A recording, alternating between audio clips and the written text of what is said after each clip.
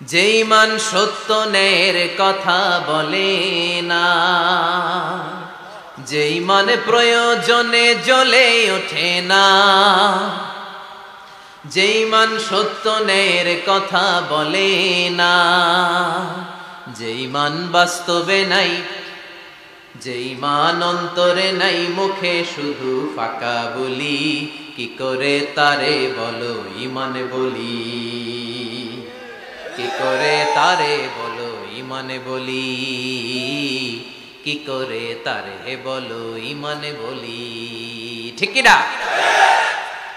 যে ইমান দিন কায়েমের আন্দোলনের ধার ধারে না, যে ইমান লেবাসধারী কোরআন হাদিস তাও পড়ে না, যে ইমান খাজার নামে মাজার গড়ে ফুলুস কামায়, যে ইমান শিরকিয়াতের আমল করে ভীত না হয়, যে ইমান ইমানে ভুলে নাস্তিকতার মঞ্চে ওঠে, যে ইমান বাতিল মাতের দোসর হয়ে ফায়দা লুটে, যে ইমান শুধুই কেবল ফায়দায় আনন্দ করে, যে ইমান দেখে না যে আরাকানে ভাইরা মরে, যে ইমান বাস্তবে নাই, যে ইমান ময়দানে নাই, মুখে শুধু ফাঁকা বলি, কি করে তারে বলো ইমানে বলি, কি করে তারে বলো ইমানে বলি, কি করে তারে বলো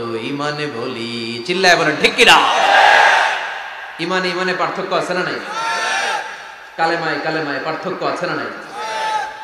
এটা হচ্ছে শ্রেষ্ঠ কালিমা, এটা বিপ্লবী কালেমা, এটা সংগ্রামী কালেমা। এই কালেমার পক্ষে যারা, তারা সত্য আর ন্যায়ের পক্ষে, চিল্লায় বলেন ঠিক কিনা? এই কালেমাকে যারা মেনে নিয়েছে, তারা এক আল্লাহর কাছে মাথা নত করেছে, পৃথিবীর কারো কাছে তারা মাথা নত করে না। এই কালেমার পক্ষে যারা, তাদের স্বপ্ন যে কালেমার পতাকা এই দেশে উড়বে, চিল্লায় বলেন ঠিক কিনা?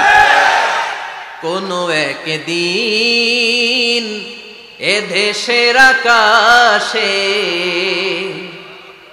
কালিমার পতাকা উড়বে, সেদিন সবাই খোদাই বিধান পে দুঃখ বেদনা ভুলবে।